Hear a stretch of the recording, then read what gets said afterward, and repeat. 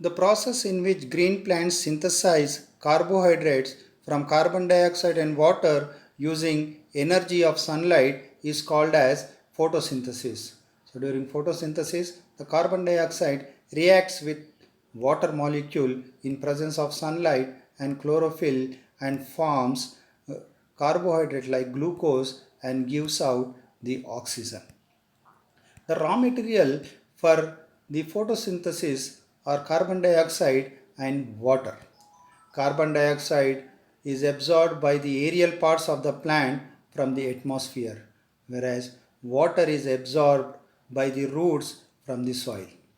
And the products that are formed during photosynthesis are simple carbohydrates like sugar, which provide energy for the cells, and they are also starting materials for the synthesis of lipids, proteins, and other products. Oxygen, which is a byproduct of photosynthesis, is released into atmosphere in gaseous form. Thus, the photosynthesis is an oxidation reduction process in which water is oxidized and carbon dioxide is reduced to carbohydrate. The water and oxygen being the byproducts. The reduction of carbon dioxide to carbohydrate needs assimilatory powers such as ATP and NADPH2. So this production of ATP and NADPH2 is a light dependent reaction, whereas reduction of carbon dioxide to carbohydrate is light independent reaction. So the photosynthesis has two phases. The first phase, in which the energy from sunlight is absorbed and converted to chemical energy, which is stored in form of ATP and NADPH2, is a light dependent reaction, or they are called as light reaction. Whereas the second phase, in which carbohydrates are synthesized from carbon dioxide using energy stored in ATP and NADPH2, are called as light independent reactions, or it is also called as carbon fixation stage. So this is gives an overview of the photosynthesis. So we will discuss the light reactions first. So in that we will discuss the origin of the oxygen. Until 1930s, it was thought that the photosynthetic reaction is reverse of respiration, and oxygen evolved during the process comes from carbon dioxide, and the water molecule combines with carbon dioxide to form the carbohydrate. So this is how they thought that the carbon photosynthesis takes place, in which the carbon dioxide and water molecule they react, and the water molecule combines with the carbon and forms the carbohydrate, and the oxygen which is released, it comes from the carbon dioxide, and this is a reverse of a respiration reaction, in which carbon dioxide and oxygen they react and gives rise to carbon dioxide and water molecule. This is the complete process of which photosynthesis and the respiration takes place. So, but in 1931, Van Niel demonstrated that certain purple bacteria also carry out photosynthesis in presence of light using carbon dioxide, but without evolving oxygen. This photosynthetic bacteria utilized hydrogen sulfide as one of the raw materials instead of water. Van Niel put forward the hypothesis that bacterial photosynthesis consisted in splitting of hydrogen sulfide into elemental sulfur and release hydrogen. This hydrogen then reduces the carbon dioxide, forming the carbohydrate, and elemental sulfur comes out. Then it also thought that in green plants, thus the oxygen must come from water and not from the carbon dioxide. And this is what he proposed, in which the oxygen that comes out is from the water molecule and not from the carbon dioxide. Then Robert Hill showed that isolated chloroplast could release oxygen from water in presence of light when provided with suitable electron acceptors such as ferric salts. So when the isolated chloroplasts were provided with water and ferric salt, the oxygen was evolved and the ferrous are reduced, ferric salts are reduced to the ferrous form.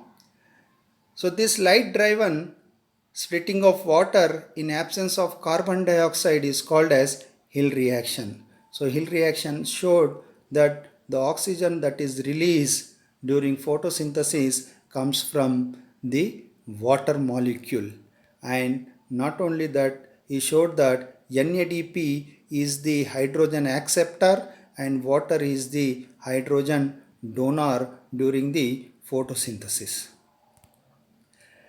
Then in 1941, Samuel Rubin and Martin Kamen showed that when they supplied an green algae chlorella with water containing isotope oxygen isotope, so and a normal carbon dioxide.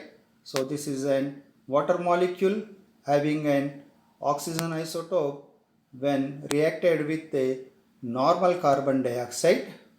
So the oxygen evolved was an isotope oxygen, and the carbon dioxide that formed, the carbohydrate that formed were the normal carbohydrate.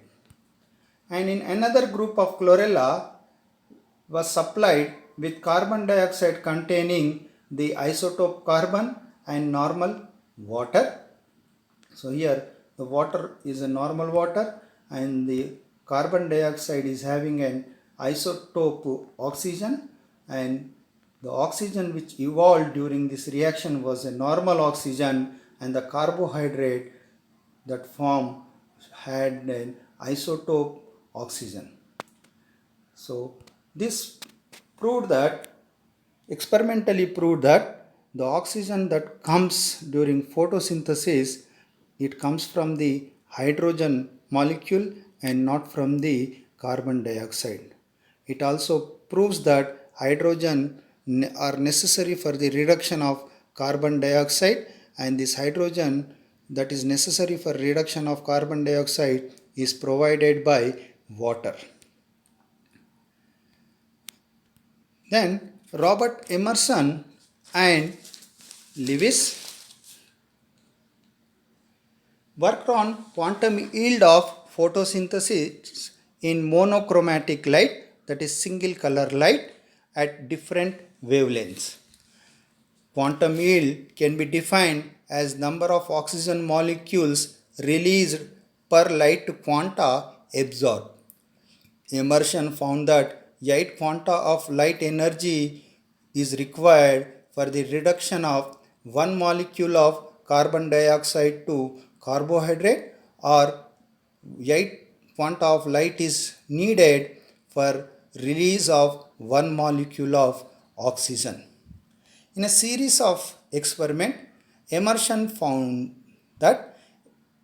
a significant decrease in quantum yield at wavelengths greater than 680 nanometer, an area of the spectrum which is occupied by the red light.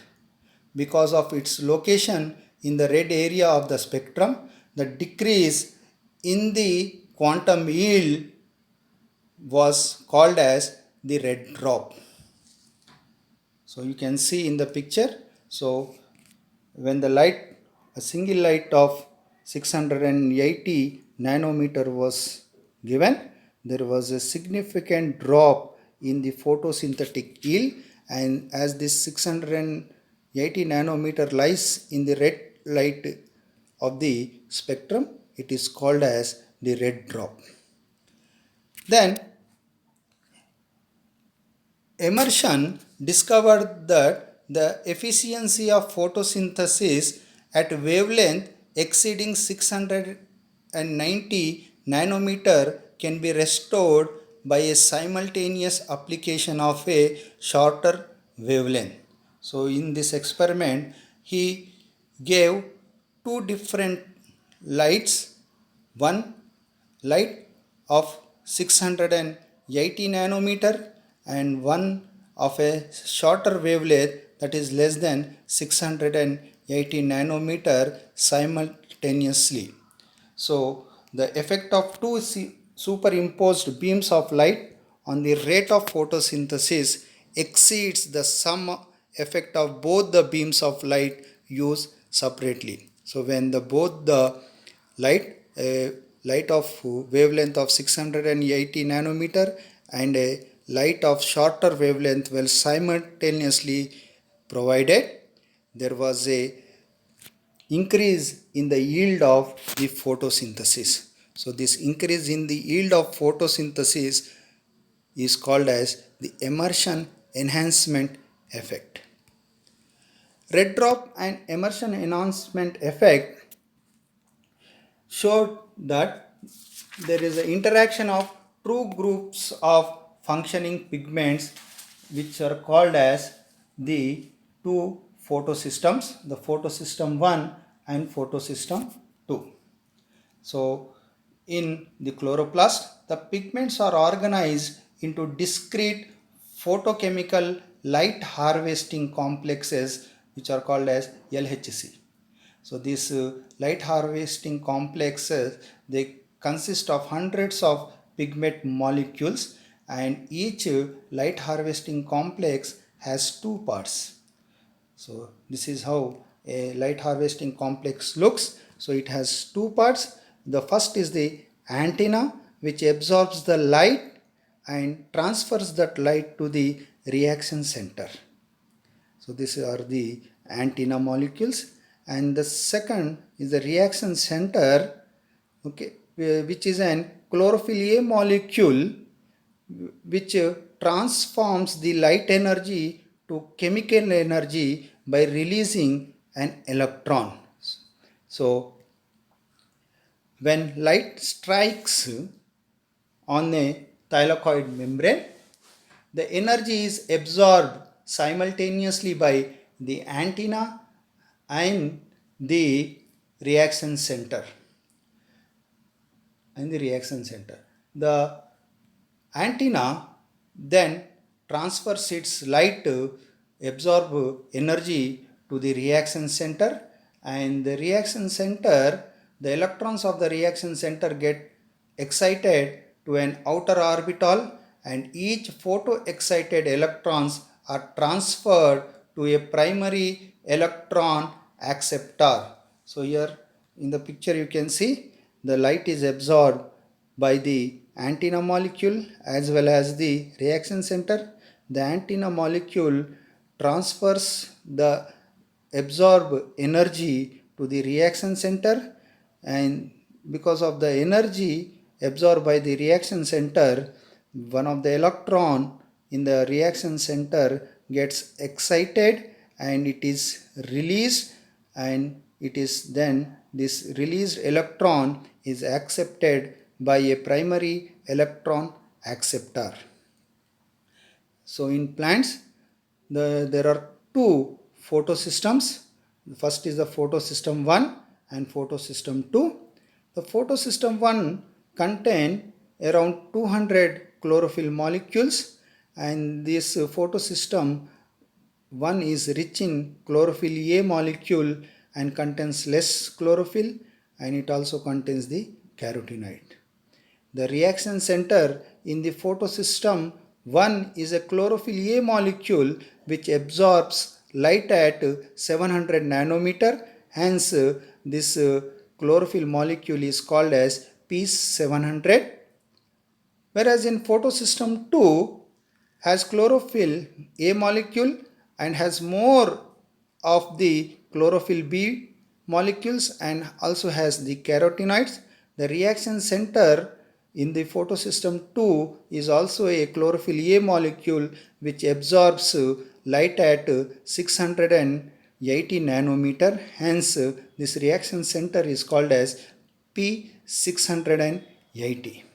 So these are the how the photosystems are arranged on the thylakoid of the chloroplast. The green ones are the photosystem 1 and the blue ones are the photosystem 2.